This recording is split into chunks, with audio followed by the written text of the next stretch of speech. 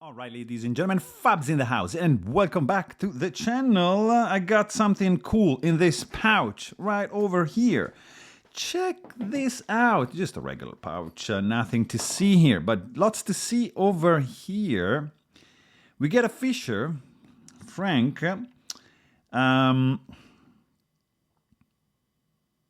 gorgeous, gorgeously done.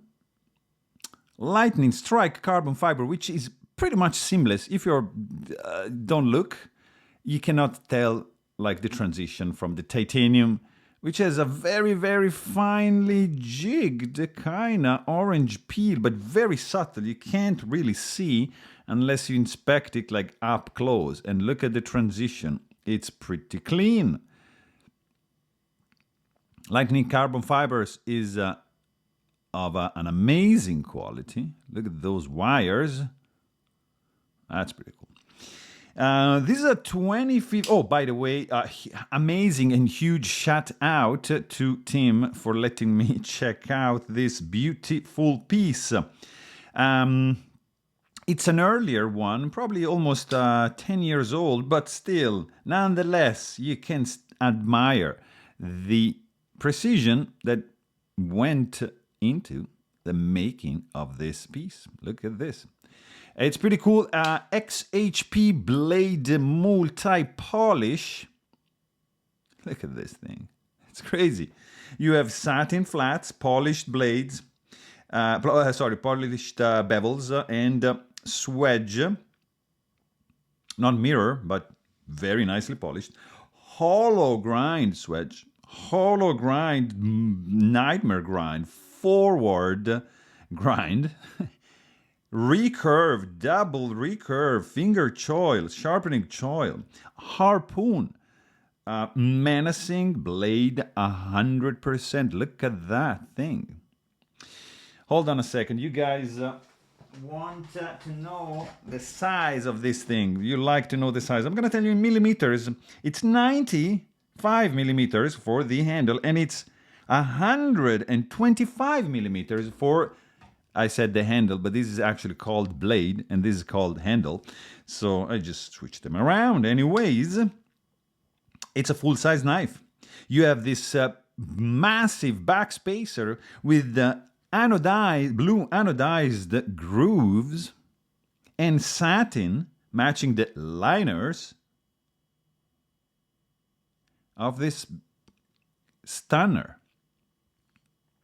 Flipper tab, there's no jimping. Blade has no jimping. There's no jimping whatsoever anywhere. Pointy back with a sinuous curve like that. Fully hidden hardware for the pocket clip and the inlays. It's a double bolster kind of affair going on over here. Look at the custom pivot. You're gonna need a spanner to take this fella out. I'm not gonna do any disassemble for this one. How do we call this? Bolster lock? Liner lock? How do you call this? Frame lock with inlays? I call it beautiful. It's not as thick as you would imagine. Wow, have you heard that? I really hope this mic is making justice to this thwack, because it's ridiculous. Wow. There is not much access to the lock bar, if I have to be honest. I mean, you can still do it, but you kind of have to jam your finger in. You see, there's no relief. Only on the wrong side, I would say. I mean, still you can get in, but I would have preferred like the notch on the actual lock, I would say. But nonetheless, you get to see Frank Fischer. Let me see if I can show it to you right there on the inside of the spacer, nicely marked.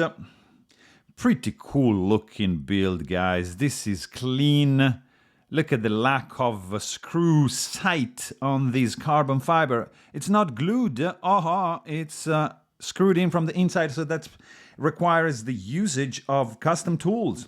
So there's two screws holding together each a piece of carbon fiber, and one screw holding the clip, which is titanium. Nicely sculpted and goes perfectly with the handle design. And it works very well. You might be wondering, hey Fab, how much is this fella gonna be weigh in the pocket? Is gonna be massive? I'm gonna give it in ounces. This time you get 5.74 ounces. So you tell me if this is too much in the comment.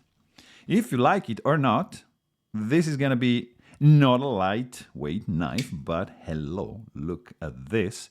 You get a lot of things going on. Just the backspacer probably weighs like one of those very light 4.86 millimeters. It's a thick stock for sure. I mean, the detail, guys, are really cool. Considering this is like almost 10 years old, yeah, I can say this is well made. So stuff coming out now, probably quality-wise, would be very good. Also, you see, little detail, it's not sharpened the heel of the blade, because you could kind of, I mean, it's not really, but still, it's not sharpened. So it's perfectly centered. A little bit of misalignment in this at the end. But overall, this thing is a beauty. In the hand, it feels really comfortable. There's no hot spots. You have a large finger groove, like so, for your index, and two just like over here, and the pinky goes here, so it just stays. I have maybe a little bit of a hot spot coming from this corner right over here if I just squeeze my hand, but overall feels very solid and good in the hand. There's nothing moving. It's really giving you the feel of a solid knife. There is no detent ball ramp. As you can see, hard step, no stainless steel lock face insert. There's not even the relief for the lock bar, like the cut. And yeah, I mean, anything else is just spot on. The action is, there's no drop shot action. You gotta nudge a little bit to get the blade close, but the sound, this thwacking sound, is ridiculous. So this thing, it might be slippery if you want to do like push button. Is not gonna work, so you're gonna arch your finger a little bit and just do a light switch to deploy the blade, and it is just never failing on you. It is a pretty cool knife, guys. Great lines. I know it's not for everybody, because also the cost is not you know, something to sneeze at. It's a very expensive knife, but still has some awesome features. And I'm telling you, this is looking extremely cool.